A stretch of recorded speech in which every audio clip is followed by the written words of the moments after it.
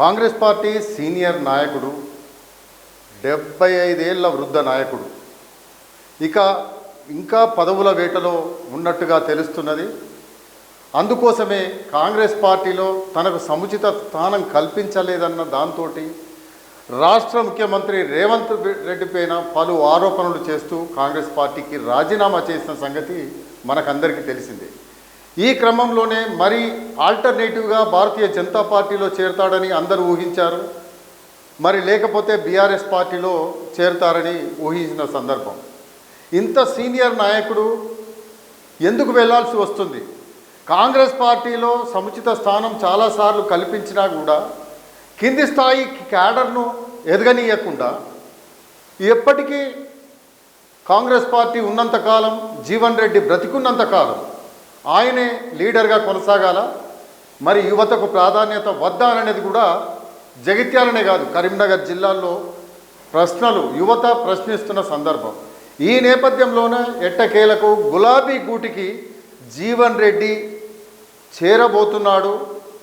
ఈ క్రమంలోనే జీవన్ రెడ్డి ఇంటికి స్వయంగా బీఆర్ఎస్ వర్కింగ్ ప్రెసిడెంట్ కేటీఆర్ వెళ్ళి స్వయంగా కండువా కప్పడం జరిగింది. మరి దీంతో బీఆర్ఎస్లో ఏం జరగబోతుంది అంటే బీఆర్ఎస్లో ముసలం పుట్టుకురావడం అయితే జరుగుతున్న పరిస్థితి అయితే కనిపిస్తున్నది. అయితే బీఆర్ఎస్ పార్టీ ప్రస్తుతం ఎదుర్కొంటున్న సంక్షోభం నుంచి గట్టెక్కేందుకు భారీ ఆపరేషన్ ఆకర్ష్కు తెరలేపింది. అధికారంలో లేకపోయినా ఆపరేషన్ ఆకర్ష్కు తెరలేపడం అంటే పార్టీని అంటే ఇటీవలి కాలంలో వరుస సంఘటనలతో డీలాపడ్డ బీఆర్ఎస్ శ్రేణుల్లో ఉత్సాహం నింపడానికే ఈ ఆకర్ష్కు తెరలేపినట్టుగా తెలుస్తున్నది. పార్టీకి ఇంకా భవిష్యత్తు ఉందని చాటడానికి కేసీఆర్ ఒక భారీ చేరిక కోసం ప్రయత్నిస్తున్నారు. ఇందులో భాగంగానే ఉమ్మడి కరీంనగర్ జిల్లాలోని తిరుగులేని ఇమేజ్ ఉన్న సీనియర్ నేత జీవన్ రెడ్డి పేరు తెరపైకి వచ్చింది. ఆయన కాంగ్రెస్కు రాజీనామా చేసి బీఆర్ఎస్ ఇచ్చిన ఆఫర్లకు సంతృప్తి చెంది ఆ పార్టీలో చేరేందుకు సిద్ధమయ్యారు. మరి జీవన్ రెడ్డి రాకను జగిత్యాల కావచ్చు, అటు కరీంనగర్ జిల్లాకు సంబంధించిన లోకల్ లీడర్లు ఎలా రిసీవ్ చేసుకుంటారన్నదే ఇప్పుడు అస్సలు ప్రశ్న. దశాబ్దాలుగా జగిత్యాలలో జీవన్ రెడ్డికి వ్యతిరేకంగా పోరాడి ఎదిగిన బీఆర్ఎస్ క్యాడర్ ఇప్పుడు ఆయనకు జై కొట్టాలంటే తలకిందులయ్యే పరిస్థితి. మరి తెలుగుదేశం పార్టీ నుంచి అదే నియోజకవర్గం నుంచి చేరిన ఎల్ రమణ వంటి నేతలు ఇప్పటికే మౌనంగా ఉన్నారు. బీఆర్ఎస్లో ప్రస్తుతం చూస్తే ఎల్ రమణ ఎమ్మెల్సీగా కొనసాగుతున్నారు. L Ramana senior leader. ఆయన జగిత్యాల నియోజకవర్గాన్ని నమ్ముకొని కూర్చున్నాడు. నిన్నటి వరకు బద్ధ శత్రువుగా చూసిన జీవన్ రెడ్డిని నేడు సెక్రటరీ జనరల్ హోదాలో తమ నెత్తిన కూర్చోబెడితే క్షేత్రస్థాయిలో పార్టీ కోసం పనిచేసిన నాయకులు మనస్తాపానికి గురై ఇతర పార్టీల వైపు చూసే ప్రమాదం లేకపోలేదు. మరి ఎల్ రమణ సంగతి అట్లా ఉంటే ఎల్ రమణ ఇప్పటికే డిసైడ్ అయినట్టుగా తెలుస్తున్నది. 2-3 రోజుల్లో ఉంటాడా, ఊడతాడా, బయటికి వెళ్తాడా? ఎందుకనంటే ఎమ్మెల్సీగా ఉండి అక్కడ ఏదైతే జగిత్యాల ఎమ్మెల్యే సంజయ్ కుమార్ ఎప్పుడైతే కాంగ్రెస్ పార్టీలో చేరాడో ఆ కాంగ్రెస్ పార్టీలో చేరిన నేపథ్యంలోనే దానిపైన అంటే బీఆర్ఎస్ టికెట్ తనకే వస్తుందని చెప్పేసి ఎల్ రమణ ఇప్పటికే జగిత్యాల నియోజకవర్గంలో తనకున్న కార్యకర్తలందరినీ సమీకరించుకొని సమావేశాలు అయితే నిర్వహించుకుంటున్న సంగతి అయితే తెలిసింది. ఎందుకంటే రానున్న అసెంబ్లీ ఎన్నికల్లో తనకే టికెట్ వస్తుందన్న దాంతో అంటే ఇంకెవరు ఆల్టర్నేటివ్ లేరు కాబట్టి తనకే వస్తుందని చెప్పేసి అతను ఇప్పటికే వర్కౌట్ చేసుకుంటున్న పరిస్థితి కనిపిస్తున్నది. ఈ నేపథ్యంలో జీవన్ రెడ్డి చేరడంతో జీవన్ రెడ్డి కోడలకు టికెట్ అంటే తన వారసురాలుగా ప్రకటించిన కోడలకు టికెట్ ఇప్పించుకుంటే తన పరిస్థితి ఏంటనేది ఇప్పుడు ఎల్ రమణ ప్రశ్నార్థకంగా మిగిలిపోయిన పరిస్థితి. ఎందుకు అనంటే ఒకప్పుడు తెలంగాణ రాష్ట్ర తెలుగుదేశం పార్టీకి చాలా కాలం అధ్యక్షుడిగా పనిచేసిన రమణ లాంటి వ్యక్తిని అంటే ఒక సౌమ్యునిగా ఉన్న వ్యక్తిని బీఆర్ఎస్లో చేర్చుకున్న తర్వాత చాలా కాలానికి ఎమ్మెల్సీ ఇచ్చిన కేసీఆర్ ఇప్పుడు పొమ్మన లేక పొగబెడుతున్నట్టుగా కనిపిస్తున్నది. మరి ఎల్ రమణ పరిస్థితి ఏంటి అనేది కూడా ఒక సందర్భంలో ప్రశ్నార్థకంగా మిగిలిపోయినది. అంతేకాకుండా ఉమ్మడి కరీంనగర్ జిల్లాలో గంగుల కమలాకర్, కొప్పుల ఈశ్వర్ వంటి సీనియర్ నేతలు పార్టీకి వెన్నుముకగా ఉన్నారు. ఒకవేళ జీవన్ రెడ్డికి పార్టీలో అత్యున్నత ప్రాధాన్యత ఇస్తే ఈ సీనియర్ల ప్రభావం తగ్గుతుందనే ఆందోళన వారి అనుచరుల్లో ఉంది. జగిత్యాల రాజకీయాలు ఎప్పుడూ వ్యక్తిగత ఆధిపత్య పోరుతోనే సాగుతుంటాయి. ఈ తరుణంలో జీవన్ రెడ్డి ఎంట్రీ ఇస్తే జిల్లా వ్యాప్తంగా ఉన్న పాత బీఆర్ఎస్ నేతలు డీమోరలైజ్ అయ్యే అవకాశం లేకపోలేదు.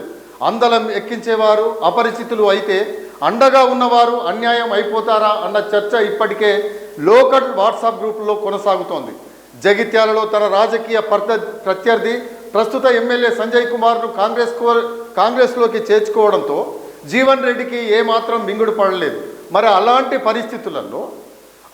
పరిస్థితులలో మరి గంగుల కమలాకర్ లాంటి వాళ్ళు, ఎల్ రమణ లాంటి వాళ్ళు ఎలా కొనసాగుతారు అనేది ఒక ప్రశ్న అయితే కొనసాగుతున్నది. గంగుల కమలాకర్ పైన ఇప్పటికే వార్తలు వస్తున్నాయి. ఆల్రెడీ భారతీయ జనతా పార్టీతోటి టచ్లో ఉన్నాడని, గంగుల కమలాకర్ వచ్చే ఎన్నికలలో భారతీయ జనతా పార్టీ టికెట్ పైన పోటీ చేసే అవకాశాలు ఉన్నాయని చెప్పేసి సోషల్ మీడియాలో మాత్రం చక్కర్లు కొడుతున్న పరిస్థితి అయితే మనం చూస్తున్నాం. అంటే ఒక్క జీవన్ రెడ్డిని చేర్చుకుంటే కరీంనగర్ జిల్లాలో బీఆర్ఎస్కు పట్టు ఉన్న నేపథ్యంలో ఆ పట్టు కోల్పోయే ప్రమాదం ఉందా? మరి జీవన్ రెడ్డి రావడం వల్ల బీఆర్ఎస్కు నష్టమా లాభమా?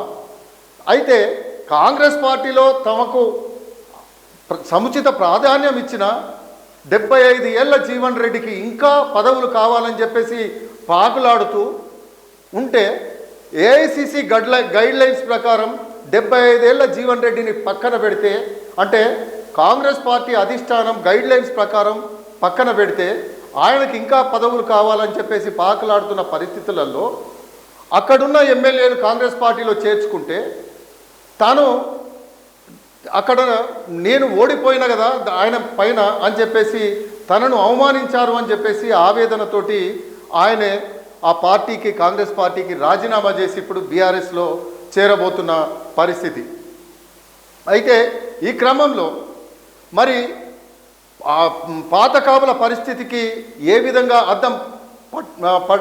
అద్దం పడుతోంది అనే ప్రశ్నలు కూడా వస్తున్న నేపథ్యంలో ముఖ్యంగా మున్సిపల్ ఎన్నికల తరుణంలో సంజయ్ కుమార్కు పార్టీలో అధిక ప్రాధాన్యత ఇచ్చారని చెప్పేసి కూడా జీవన్ రెడ్డి తీవ్ర అసహనానికి గురి చేసింది. ఎందుకంటే స్థానిక ఎమ్మెల్యే కాబట్టి ఖచ్చితంగా అతనికి కొన్ని వ్యవహారం అంటే అక్కడ చక్కబెట్టాలి కాబట్టి, వ్యవహారాలు చక్కలు పెట్టాలి కాబట్టి అతనికి ఒక గౌరవం అయితే ఇవ్వాలి కాబట్టి ఇచ్చింది.